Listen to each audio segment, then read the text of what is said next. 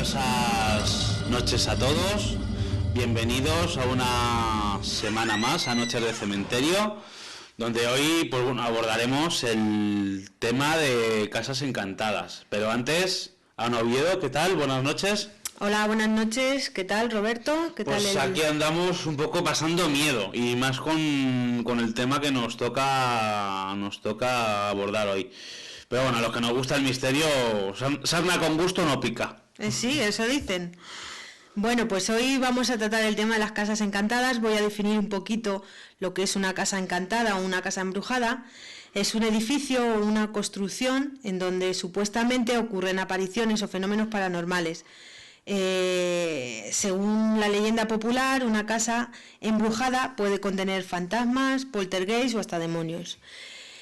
Como hemos comentado, vamos a empezar hablando de cosas, de casos y de casas, y vamos a empezar con la casa de Amityville. Pues sí, en el 112 de Ocean Avenue, en el estado de Nueva York, hay una bonita casa, ¿por qué no decirlo? Porque a mí me recuerda a la típica casa de muñecas de estas antiguas que había.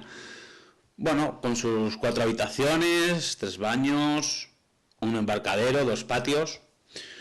Pero lo que la gente no sabe es que allí vivió un reverendo que fue expulsado de Salem, ¿vale? De hecho, pues bueno, también dicen las malas lenguas y los rumores de allí que también fue construido bajo un antiguo cementerio, pero bueno, eso ya tampoco le doy mucho... Bueno, pero es bueno ponerse en antecedentes, sí, para saber lo que ocurrió. Son rumores, pero bueno, también es cierto que de lo que sí hay constatación es de lo de que la habitó el reverendo Jeverias Kitchen, que fue un reverendo expulsado de Salem, acusado de practicar brujería. Y bueno, pues evidentemente muchos años más tarde la compra la familia de Feo, con un bonito cartel que ponía en la entrada, que ponía Grandes Esperanzas. Y Grandes Esperanzas yo creo que lo que tenía la familia cuando entró a vivir en esa casa. Lo que pasa que en la madrugada del 15 de noviembre de 74 todo se truncó.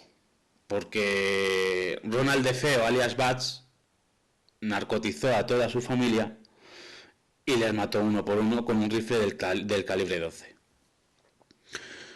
Según los investigadores que llevaron el caso, después de haberle pues interrogado, ¿no? Como hace la policía en estos casos, interroga al sospechoso, pues le interrogan al chico. Sí es verdad que la policía ve cosas raras porque da una versión, luego da otra, hasta que se termina por desmoronar y cuenta la verdad o su verdad. Y es que la casa le obligó a hacerlo. Claro, para esto los investigadores les escamó. A ver, una casa no obliga a nadie a matar a nadie. Los investigadores en principio pensaron que era pues esquizofrenia, pues evidentemente que no estaba bien de la cabeza. Y bueno, este chico, de hecho, este chico que ya en la actualidad es un hombre hecho y derecho, pues fue condenado a 25 años de prisión por matar a toda su familia. Pero lo peor pero lo peor fue que al poco tiempo después una familia vuelve a comprar la casa. Bueno, yo antes de empezar a contar la historia de los Lutz, me gustaría comentar un rasgo de Feo. Es que me ha recordado cuando estuvimos hablando la semana pasada de los exorcismos, de los poseídos, de los asesinos en serie que eran poseídos por demonios, que mataban en nombre del demonio. Este parece ser un caso similar, ¿no? Que de posesión demoníaca, como el hijo de Sam, el Phosphor Killer. Sí. Puede ser un caso así, o puede ser simplemente, pues, en el momento que compras una casa y te dan un poco de información, o tú investigas por un lado y ahí han pasado cosas, y aparte empiezas a ver fenómenos paranormales, a escuchar ruidos extraños, voces, y si tú ya le das a la bebida, a los narcóticos, y puede ser un cóctel explosivo, ¿no? Sí, puede ser una mezcla de todo. O puede ser las dos cosas, ¿no? Puede ser una posesión demoníaca o puede ser un ataque de locura. Sí, bueno, cualquiera de los dos puntos de vista, como siempre decimos, hablando de teorías, cualquier teoría es válida, ¿no? Y bueno, como bien has dicho, después de, pues justamente 28 días después de los asesinatos de Feo, aquí es cuando empieza el 28 de diciembre de 1974 la verdadera historia de Amityville, con la familia George y Cathy Luz, que se mudan a esta casa, pues como has comentado, una casa preciosa, espaciosa, de bonita arquitectura. De hecho, todo quien no conoce, ¿no? Al menos la fotografía de la casa, que parecen las ventanas, parecen los ojos, ¿no? Claro, es que de hecho el estilo de la casa de Amityville es el típico estilo colonial que se lleva por esos lares, que pues bueno, de cuando los colonos empezaron a poblar los Estados Unidos. Y bueno, el precio de la casa era excepcionalmente barato.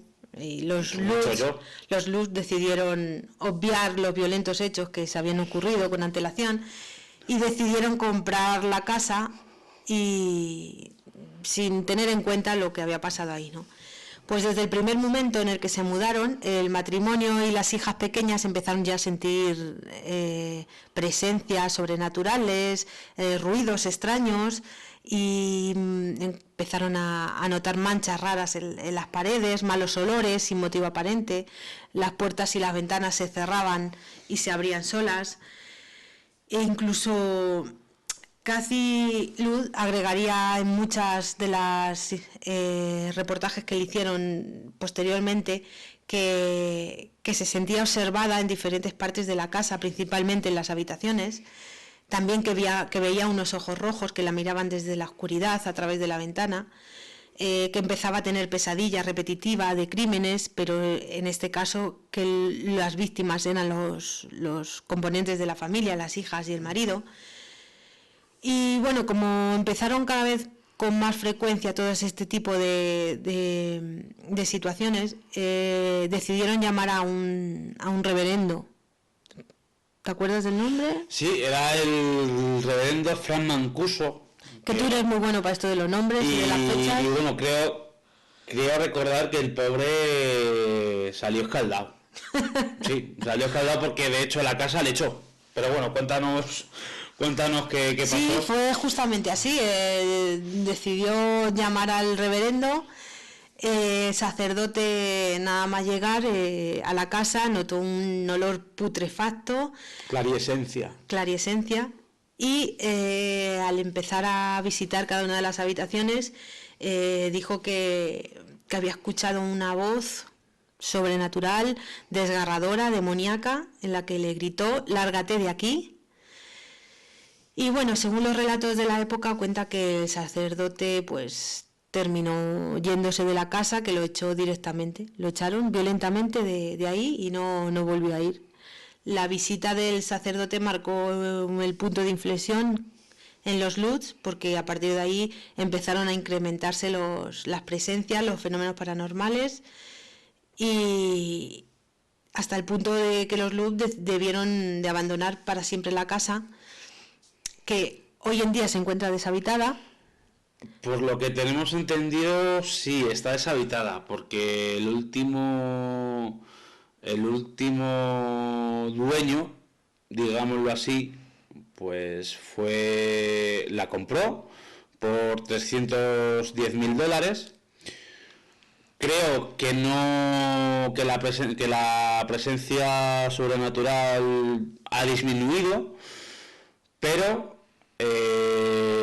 este hombre, cuando compró la casa, se encontró los efectos personales de los Latch, o sea, es decir, los juguetes de las niñas, el ajuar de la cocina, ropas. O sea, que se fueron con los Sí, puestos, bueno, incluso el mismísimo papel para el baño estaba ahí, porque es que se fueron, o sea, directamente se fueron y no volvieron. Es más, Bueno, voy a comentar también que a pesar de que en algunos sitios, tanto de internet como mucha gente comenta que la casa, desde que lo abandonaron los Lutz, que no había vuelto a haber sido habitada. Pero es cierto que en 1977 la adquirieron James y Barbara Cromartie, y dice que estuvieron viviendo allí 10 años sin ningún tipo de presencia, que no pasó nada raro, excluyendo a que la gente que iba por el libro y por la película, claro, eso crea mucho morbo. Claro, a ver, estamos hablando de una película que en su época, que fue la de Terror en Amityville, que fue protagonizada por James Brolin y Margot Kidder.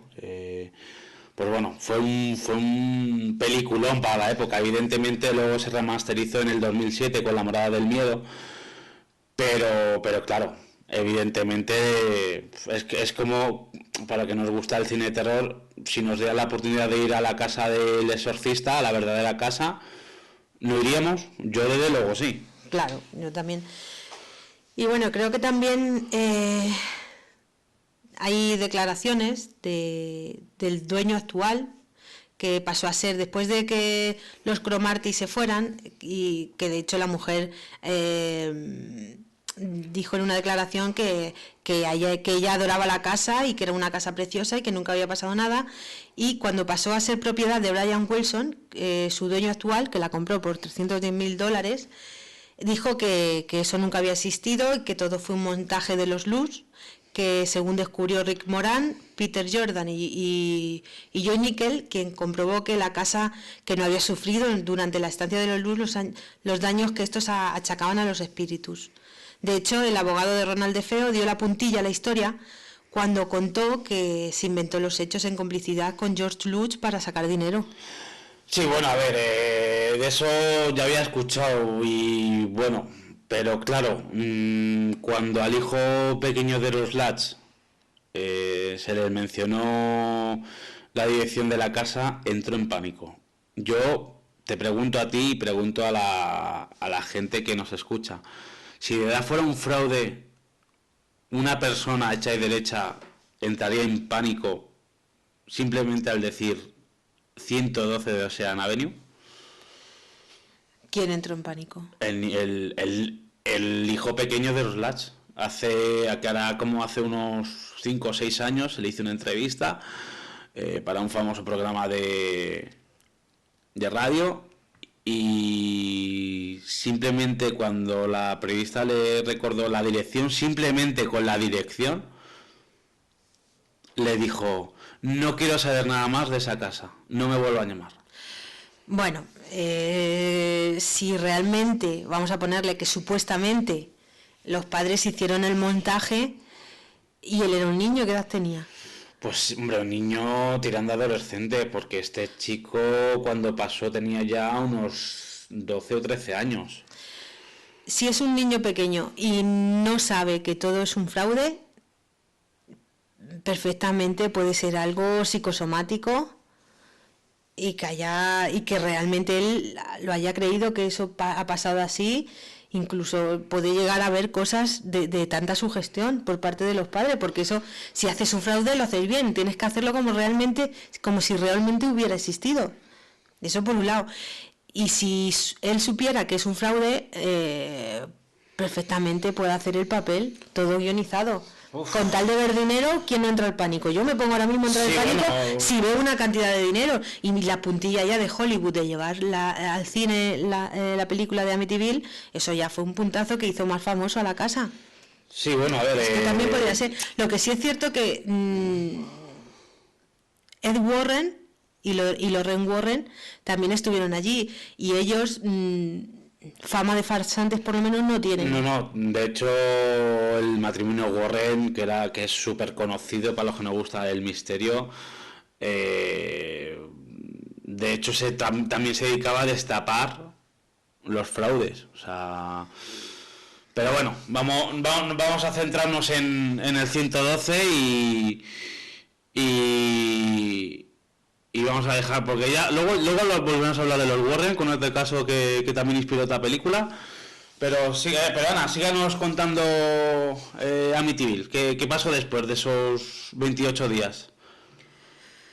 Pues lo que pasó ya lo he comentado antes, que se fueron que después de estar la familia Lutz, que tuvieron que abandonar la casa. Sí, bueno, después de esos 28 días, pues bueno, otro dato más, nada más abandonar la casa, George y Kathy se separan. Claro, porque empezaron a ver pasta. Y bueno, se separaron, de hecho Kathy nos dejó en 2005, George nos dejó en el 2007 si no recuerdo mal, y la verdad que ninguna de los supervivientes se quieren saber nada de esa casa, porque de hecho yo sinceramente no sé qué decir, si fue fraude o no fue fraude, o hay engaño o no lo hay, o simplemente es que hay fantasmas. Pero es que una persona que no quiere saber nada de su casa, porque realmente estamos hablando de que se hipotecaron hasta las cejas, o sea, dejaron todo por mudarse a esa casa. George era contratista, tenía su empresa. Por eso mismo, eso es un punto más desde el punto de vista del fraude. ¿No tienes dinero? ¿Qué haces? ¿Estás hipotecado hasta las cejas? ¿Qué haces? Pues sí, aprovecharte claro, la ocasión del asesinato de los de Feo, le metes un poquito más de morralla, más de tralla, dices que ahí pasan cosas desde el asesinato, porque de hecho, como he comentado, obviaron los asesinatos y dijeron, vamos a meternos aquí. Y ya dirían, vamos a aprovechar. Que a lo mejor pudiera haber fenómenos paranormales, ¿vale? Como puede haber en cualquier construcción que hay deshabitada. Nosotros también somos investigadores y vamos a muchos sitios a investigar o a experimentar o como lo quieras llamar. Y hemos notado, pues, gente que nos mira, hemos sacado psicofonías, hemos hecho muchas cosas, ¿vale? Pues en una casa sí que había un asesinato, ¿por qué no? Sí, pero de ahí a todo lo que pasó, yo creo que hay mucha diferencia. Puede ser un fraude aprovechando. Sí, bueno, aprovechando un poquito el tirón, pero es que claro, es que ya se metió el padre Mancuso que le echaron, se mete los Warren que de hecho... Es un cura. Sí, bueno, pero es que pero es que los Warren eran seglares, no tenían nada que ver con los curas. Y de hecho ahora me acabo de acordar de esa foto que echa Lorraine en Amityville, de ese niño con los ojos rojos, casi demoníacos, y es que incluso me está entrando miedo, no sé, un dato, no sé si es que lo he... Me acabo de acordar, no sé si es que me lo he inventado yo o algo. ¿Me suena algo de un cerdo? Eso es. Uno de los... Antes de abandonar la casa, la niña pequeña, la hija pequeña de los Latch, pues bueno, estaba jugando en su habitación con su amiga Jodie. Ahora veremos quién es Jodie. Bueno, pues estaba jugando y se encuentra un cerdo, bueno, aún según ella lo describe como si fuera ojos de cerdo, pero rojos, así que la mira muy fijamente. O sea, imaginaos la escena, por favor, la niña jugando en su habitación con su amiga supuestamente imaginaria, y de repente los ojos rojos, que ella lo describe como un cerdo demoníaco, la mira fijamente. Es entrar Kathy y el cerdo desaparece. Bueno, lo de que ya vio los ojos rojos también lo vio Kathy. Sí, cierto. Cuando una de las ocasiones que vuelve ya de todas formas, desde el punto de vista de una niña siempre se magnifica mucho más. Sí, claro, porque a ver, ella no sé, es que he dicho así, un cerdo demoníaco suena un poco... Sí, a ver, entre cómico y terrorífico. Sí, es un poco una mezcla entre risa y miedo. Y es que es una niña, las niñas pues tienen otro punto de vista, su mentalidad no... Sí, pero es que, a ver, es un cúmulo de cosas, es como Jodie. Jodie, la amiga imaginaria, no era nada más y nada menos que Jodie DeFeo, la hermana pequeña de Ronald DeFeo, que fue la última en morir. ¿Casualidad o...? Pero eso se sabe, está confirmado, Sí, la describió igual. Sí, porque de hecho en una de las ocasiones su madre entra, yo diría que aterrada, porque entra muy deprisa, entra lo típico, oye, ¿con quién estás hablando? ¿Con quién estás jugando? No, es que estoy con mi amiga Jodie. De hecho, su juguete preferido era un muñeco de trapo, viejo, y cuando llega el padre Mancuso, Cathy le describe a Jodie, y le dice el padre Mancuso a la señora de George Luz, sí, es que así era Jodie DeFeo. Es más, es que con ese muñeco enterramos a Jodie DeFeo. Oh, qué fuerte, se me acaba de poner el pelo de punta. O sea, la amiga imaginaria, que no era tan imaginaria, pero claro, los niños tienen otra sensibilidad que los mayores no tenemos. Y bueno, Jodie DeFeo fue la última víctima de Ronald DeFeo. Pues súper interesante sí, el tema de fraude o no.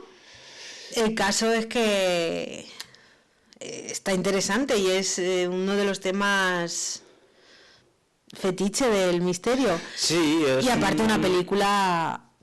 Yo me quedo más con la antigua. Cojonuda. Hombre, claro, es que hablo de la... antigua. Me quedo yo con ese... De todas formas hay un mogollón de Amityville ahí. Por lo menos 7. Hay 6, que yo recuerdo hay 6 o 7 de Amityville. Y luego aparte está el remake de Ryan Reynolds, que es La morada del miedo. Ah, bueno, esa también es buena, ¿eh? Me quedo con la antigua, fíjate tú. Me quedo yo con ese Josh Brolin demacrado, sin asear. Algún día haremos un especial cine de terror. Vamos a apuntar ese especial cine de terror. Y bueno, vamos a continuar con otra casita, ¿no?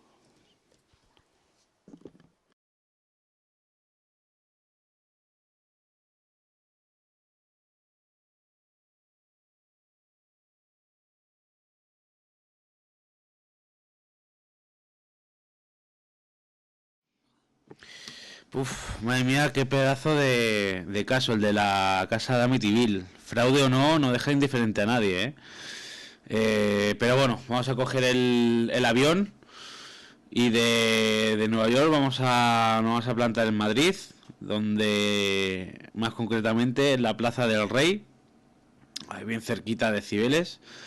Pues bueno, hay un palacete de estilo renacentista, 134 ventanales, 7 chimeneas y una misteriosa inquilina. Ana, cuéntanos un poquito esa misteriosa inquilina, de quién se trata, porque hay una muerte, hay una batalla... Bueno, no voy a adelantar nada y cuéntanos, Ana. Pues este palacete fue el nido de amor del capitán Zapata y de su esposa Elena. Pero la verdad que la felicidad duraría poco, porque Zapata fue a luchar en la guerra de Flandes y ahí murió, ¿no? Hay que decir que el padre, esto era una herencia de su padre, y venía a verle otro personaje, ¿no?, de la época. Y las malas lenguas, los vecinos, como hablaban, rumoreaban que quién era, quién no, pues el padre decidió casarle con este capitán de la Armada, con Zapata. Pero desgraciadamente murió. Elena se encerró en su habitación, se tiró durante mucho tiempo ahí metida, y otra vez las malas lenguas, los vecinos, que son aquí los que cortan el bacalao, los cotillas de los vecinos. Y más antiguamente, Madrid era una villa y más o menos se iban conociendo todos un poco, no es como hoy en día que cada uno va a su bola, ¿no? Y el caso es que intentaron abrir la puerta, llamar, forzar a ver si estaba ahí dentro, y cuando abrieron, su sorpresa fue que se encontraron a Elena muerta en su cama. No se supo verificar cómo había sido la muerte, si había sido un suicidio, si alguien le había asesinado. El caso es que los vecinos fueron a llamar a las autoridades para que investigaran, y cuando volvieron, el cadáver de Elena había desaparecido.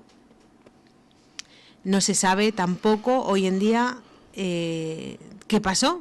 Que lo primero, dos incógnitas: la muerte, cómo murió, si fue suicidio o quién la mató. Y la segunda incógnita, ¿dónde estaba Elena? ¿Dónde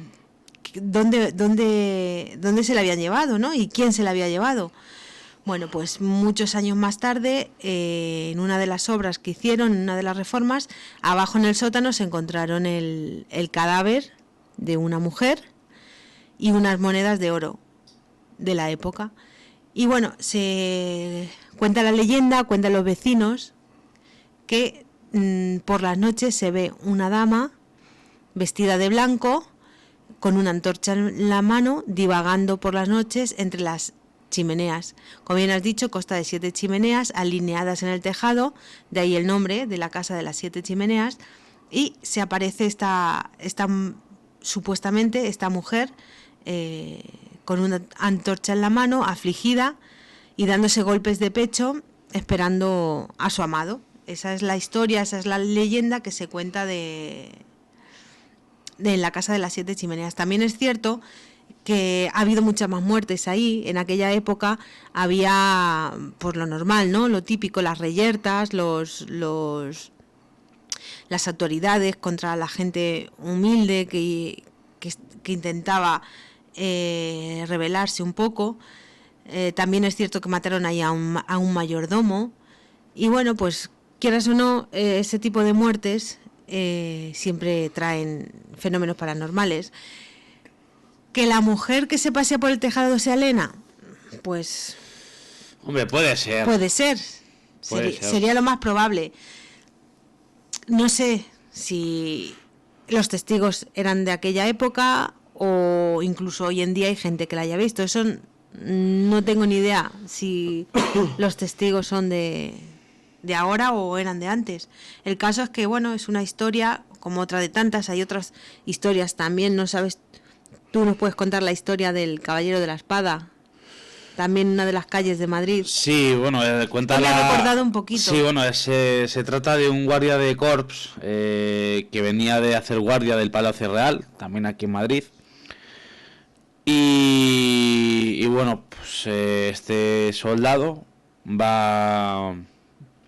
viene de hacer la guardia, se encuentra con una mujer joven, una mujer atractiva. Y bueno, pues pasa con ella la noche y se va corriendo. Se va corriendo el soldado porque va tarde al cambio de la guardia. Entonces, pues bueno, se da cuenta, vuelve a esa casa y ve todo pues muy deteriorado, como si estuviera abandonado desde hace bastantes años. Y cuenta la leyenda que en este caso la mujer, la supuesta fantasma, le había dejado el sable preparado para que no llegara tarde a la guardia. A ver, en el caso de las 7 chimeneas, saber si sabemos si sigue, pues sinceramente no sabemos, porque al tratarse de un organismo oficial, ya que bueno, hoy alberga la dependencia del Ministerio de Educación y Ciencia, pues a ver, misterio y sitios oficiales no es que estén muy cogidos de la mano, porque claro, evidentemente si de verdad pasa algo no lo van a decir. Bueno, también, perdona que te interrumpa, es que me acabo de acordar, porque puede ser Elena o puede ser también que años más tarde este palacete también sería el hogar de un anciano rico y de su mujer, que ambos fueron casados por un matrimonio de conveniencia, y la mujer, como pasaba en aquella época, no se quería casar con un vejestorio y se suicidó la misma noche de la boda. Entonces, puede ser esta mujer, puede ser Elena. Ahí nos quedará la duda siempre. Lo que sí es cierto que bueno, como ya hemos comentado anteriormente, pues el grupo EPTA, pues creo que llegó a entrar, no sé si igual que entraron en el Hospital San Carlos, lo que hoy es la Pinacoteca Reina Sofía, pues creo que sí llegaron a entrar en las Siete Chimeneas.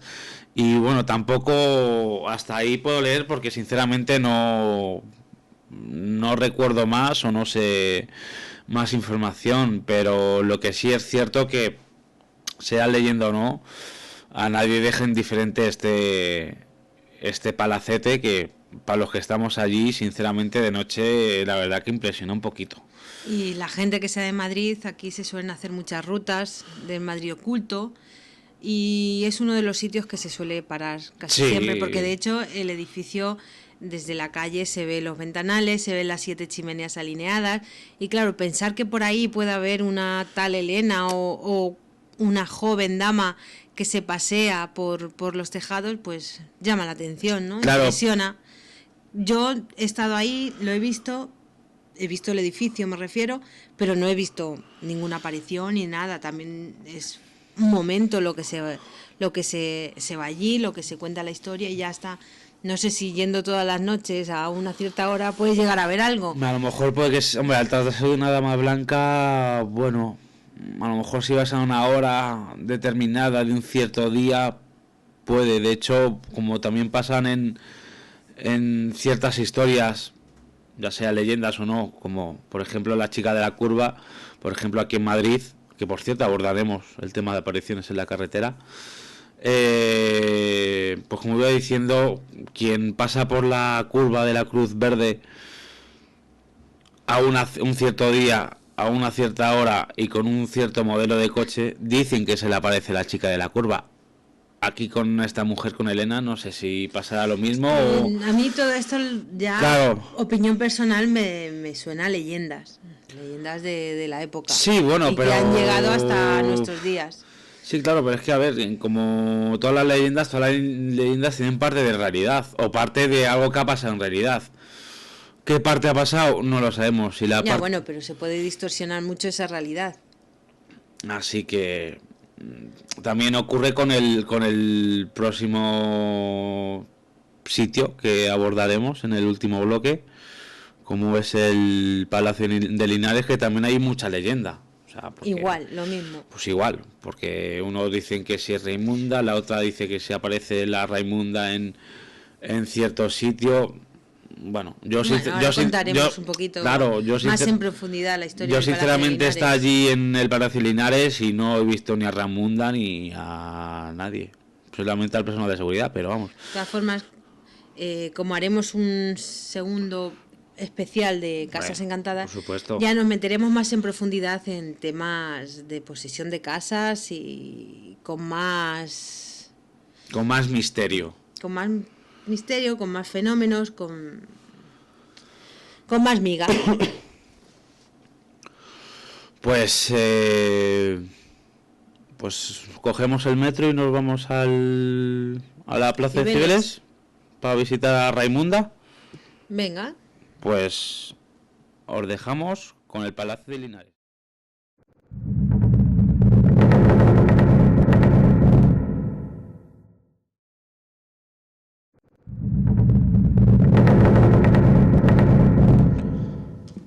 Después de la Casa de las Siete Chimeneas, en la céntrica Plaza del Rey, cogemos el metro de Madrid, nos plantamos en Cibeles, en la Plaza de Cibeles. Ahí nos encontraremos un palacete de estilo barroco, construido en el siglo XIX. Y la historia del Marqués de Linares, que tenía un hijo. Este chico, que se llamaba José, se enamora de una cigarrera. Bueno, al principio el chico no comprendía por qué su padre se oponía al noviazgo. Bueno, él pensaba que era por el estilo de clases. Él era un aristócrata, un noble. La otra parte era una simple cigarrera de lavapiés. Pero había algo más. ¿Y qué había más, Ana? Pues el drama del Palacio de Linares comienza cuando el hijo del marqués José de Murga le confiesa a su padre que se había enamorado de una muchacha humilde, como bien has dicho, se llamaba Raomunda Osorio, supuestamente hija de una cigarrera de Lavapiés. Eso ya nos da muchas pistas para saber a qué me estoy refiriendo, ¿no? Al oír este nombre, el marqués horrorizado manda a su primogénito a estudiar a Londres con el fin de hacerle olvidar el amor de Raimunda. La razón de su espanto tenía que ver con que la muchacha había sido fruto de una pasión extramatrimonial. Es decir, que el marqués había tenido un amante que era una cigarrera de Lavapiés y habían tenido una hija. Y el hijo del marqués se había enamorado de esa cigarrera, de la hija de esa cigarrera. Pero ni la distancia ni el tiempo pudieron borrar el amor de los dos jóvenes, y una vez que el marqués muere, los chicos se casan. Es entonces cuando José encuentra una carta de su padre dirigida a él, en la que le explica las razones de por qué se oponía a esa relación, que no era porque ella fuera humilde y él un aristócrata, como tú has comentado antes, sino por lo que acabamos de comentar, por ese incesto. José y Raimunda, conscientes del pecado que habían cometido, se dirigen al Papa, que por entonces era Pío IX, quien finalmente les otorgó una bula papal denominada Casti Convivere, es decir, vivir juntos pero en castidad. Pero esto ya era demasiado tarde porque ya habían engendrado una hija. ¿Qué pasa? Que ante el escándalo que podía suponer que saliera todo este embrollo a la luz, pues deciden asesinar a la niña. Raimundita, que es así como la llamaban, fue emparedada o ahogada y fue enterrada en el propio palacio. Y desde entonces se dice que su espíritu se pasea por los grandes salones del viejo palacio cantando canciones infantiles y llamando a sus padres. Y esa es la historia de Raimunda. De Raimunda. A ver, sí es cierto que a principios de los 90 hubo un fraude. Una que se hacía llamar Carmen Sánchez, pues bueno, se identificó como parapsicóloga porque aquello ya empezaba a estar más o menos en auge. Sí es cierto que bueno, que todo el mundo que nos gusta el misterio, nos gusta la parapsicología, sí es cierto que el fraude de la famosa psicofonía, perdón, de mamá, yo no tengo mamá, mamá, jamás le voy a decir mamá. O sea, sí es cierto que... Para actor de doblaje, vale. Sí. O sea, sí es cierto que, bueno, evidentemente fue un fraude, pero bueno, luego a raíz de que en diversos sucesos, pues bueno, aconteció después de eso, evidentemente, claro, si una persona que ya está imputada, ya está encarcelada, sigue los fenómenos, evidentemente la psicofonía es fraudulenta, es falsa, pero sí es cierto que gente como Santiago Vázquez, el famoso investigador, pues bueno, entró poco después a lo que era la sala de baile junto con su hermano.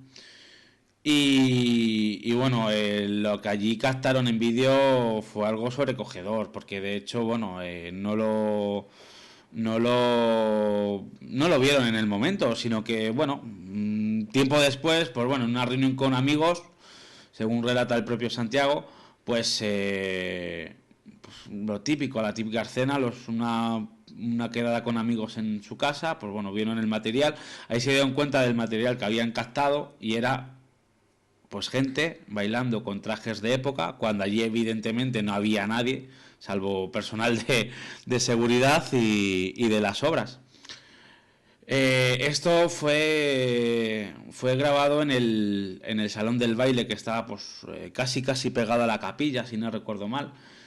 Y bueno, la verdad que fue algo espeluznante, porque de hecho los perros de seguridad y el personal de seguridad, los vigilantes de seguridad, de hecho allí, pues bueno, tengo conocidos y amigos que trabajan allí o trabajaban allí y decían que no, que allí no entraban, de hecho se dieron de baja médica Si es por el que estrés. los vigilantes de seguridad son carne de cañón para estas cosas, son los que trabajan de noche, son los que presencian más, tienen también Sí, claro, a ver, su valor, ¿no? Claro, a ver, evidentemente vamos a lanzar un saludo a todos los vigilantes que nos escuchen, pero claro, es que, a ver, el que trabajéis o trabaje la gente en un palacio donde haya fenómenos paranormales, pues bueno, de día, pues bueno, tampoco se aprecia mucho, pero claro, imaginaros un vigilante que está a lo mejor 8 o 12 horas por la noche, pues evidentemente la noche tiene algo, ese halo mágico, aparte que cualquier ruido se magnifica, evidentemente porque no se está viendo lo que se tiene enfrente. Pero como iba diciendo, después de que, bueno, también entraron en el grupo EPTA, el grupo comandado por el padre José María Pilón, Que en paz que en paz descanse. descanse, porque hace pocos años que falleció. Y bueno, no sé, yo la verdad que esto de la historia del Palacio de Linares no deja nadie que sea de Madrid y que la conozca, claro, porque a Sí, ver, yo creo que todo el mundo de Madrid, fuera de Madrid, ha oído de esta historia.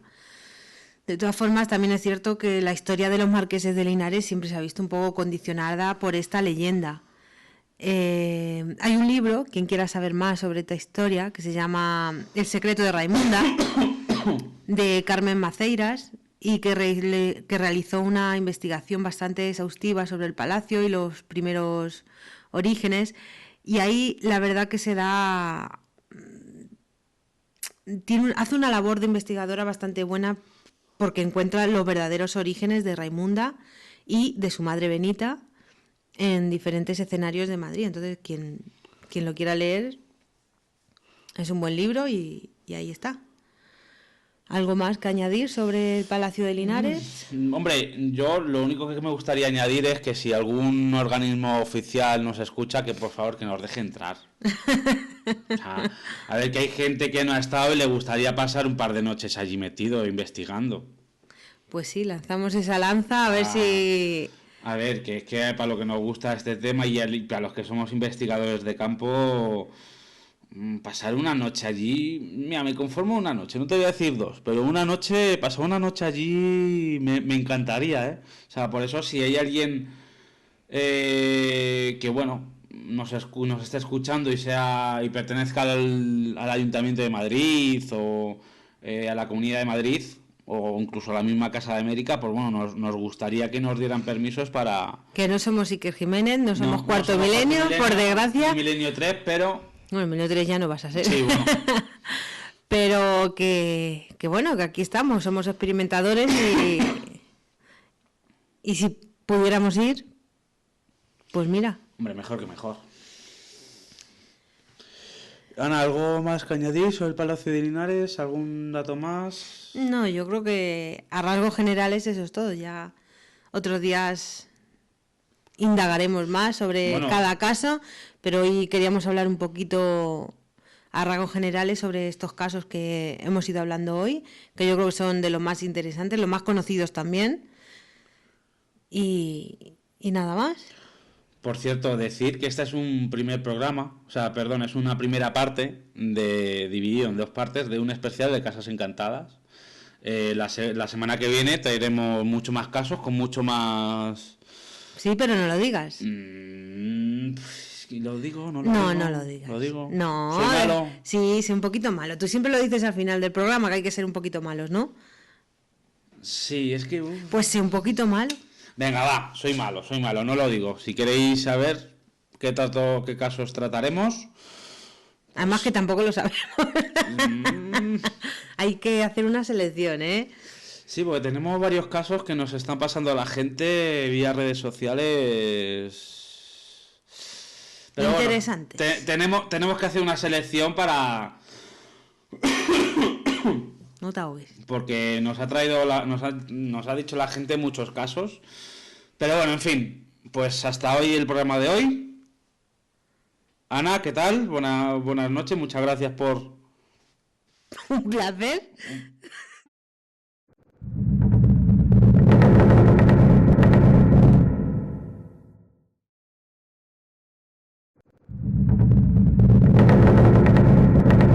Pues espero que os haya gustado este primer episodio de Casas Encantadas.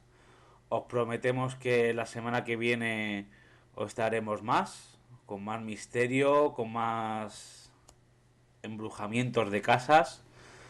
Y como siempre, ser malos y disfrutar del misterio.